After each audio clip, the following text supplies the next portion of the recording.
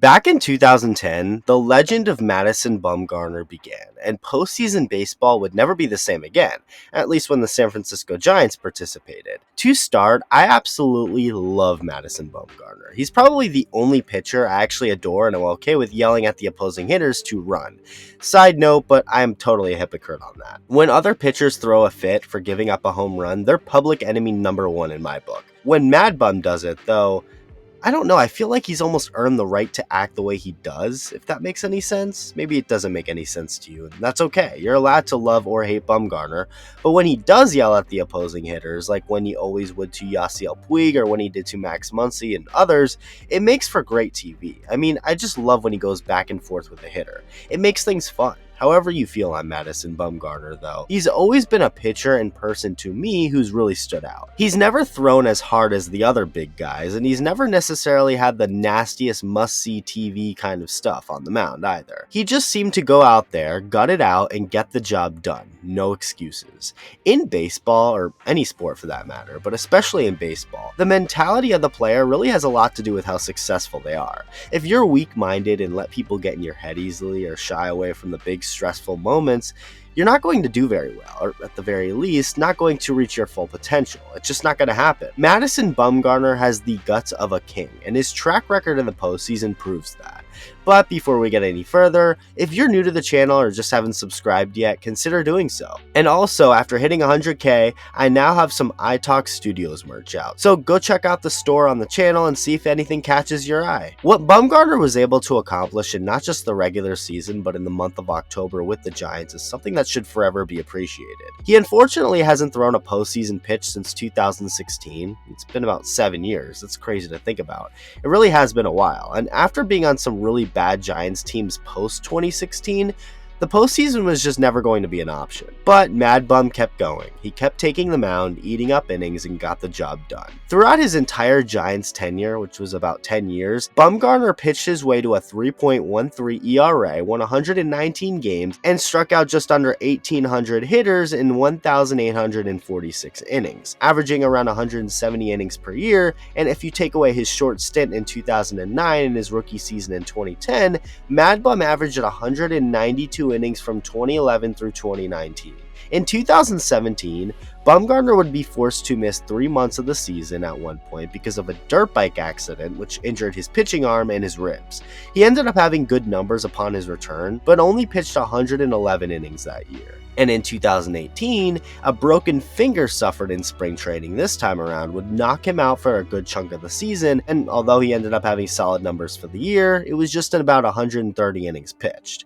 Mad Bum looked at what had been occurring for 2 years in a row at this point, said screw your third time's a charm, and avoided an injury, allowing himself to be able to throw over 200 innings for the 7th time in his career, pitching to a 3.90 ERA, recording 203 strikeouts, all while making the most starts in the National League with 34. I mean, Bumgarner was just coming off of 2 straight seasons where he dealt with the injury bug. Now, obviously it wasn't anything chronic and he had to miss time because of freak accidents, but for anyone doubting this man's durability and if he was now going to be held together with duct tape and glue, Mad Bum said screw you and made the most starts in the National League while eating up innings and pitching well. How's that for duct tape and glue? 2019 was the end of an era, as Madison Bumgarner would hit the free agent market, going on to sign a 5-year contract with the Arizona Diamondbacks, and looking back, it was a bad contract. There's no getting around it. There was no bad blood between Bumgarner and the team he had been on his whole life up until that point. I mean, he still to this day has a lot of love in his heart for the Giants, the fans, and they sure love him back, showing him their love when he made his return to San Francisco for the first time now as a visitor back in 2021. The D-backs were just willing to give Mad Bum what he wanted. It worked out for both sides. On to start his tenure in a new uniform began, and it just hasn't been very eventful. At least not in the ways you want it to be eventful.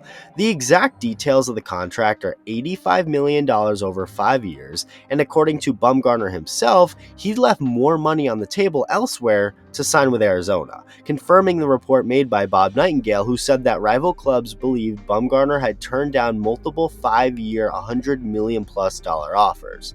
I don't think the Giants were one of those teams who offered over $100 million, so you gotta wonder who they were. Doesn't matter now, and Madison decided to go with Arizona. In the contract, Bumgarner got limited no-trade protection, allowing him to block deals with 5 teams that we don't know of, a hotel suite on the road, and 4 premium seats at all games. Signing Bumgarner, even at the time, felt like a bargain to many. He had just pitched to the highest ERA in his career in 2019 and was now going to a very hitter-friendly ballpark, so there was room for concern. Diamondbacks general manager Mike Hazen immediately addressed those concerns, saying, quote, "Those are fair questions. I get it. We look through all that stuff. We do a lot of the homework on those things. Frankly, we felt like he had kind of trended back in the right direction this year. We felt a little of those road numbers were skewed a little bit late in the season in September by a few bad road starts. We feel like we're getting a top of the rotation starting pitcher. We've parsed through a lot of the numbers. It is what it is. I get it. But we saw this year, we thought we saw a really good starting pitcher." End quote. Unfortunately, Mad Bum has been anything but a really good starting pitcher since. 2020 was a throwaway season, but in 9 starts made in that shortened season, Bumgarner pitched to an ERA right around 6.5, giving up 13 home runs in just under 42 innings. 2021 featured a very up and down season for Bumgarner, with him having some really bad stretches followed by some really good ones, but the bad outweighed the good, and after pitching to a 6.30 ERA in his final 7 games of the season, he'd finished the year with a 4.67 ERA and less than 150 innings for the last place Diamondbacks. 2022 started off well for Bumgarner, at least results-wise. He was getting good results to start out, but the reality was that it wasn't going to last long. His fielding independent pitching, aka FIP, which for those who don't know is a more accurate representation of what your ERA should be, well, his FIP was more than 3 runs higher than his ERA to start the year. His ERA was 1.5, while his FIP was near 5.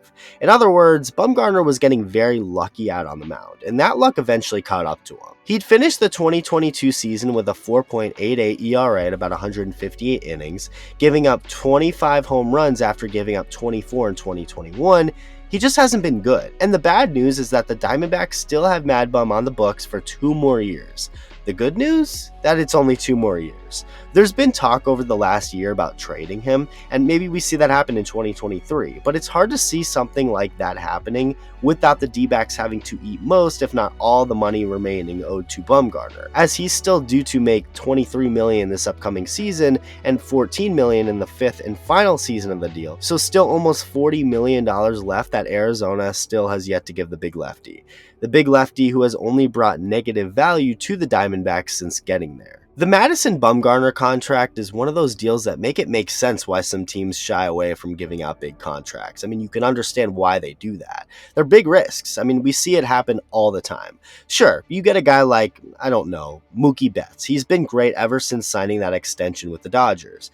But then you'll get guys like Bumgarner, guys who just don't perform the way they're paid to.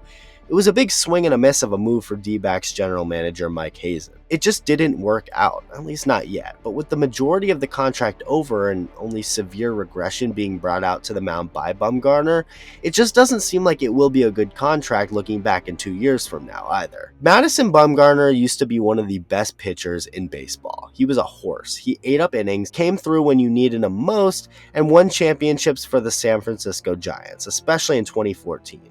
I mean, he pretty much single-handedly won that thing himself.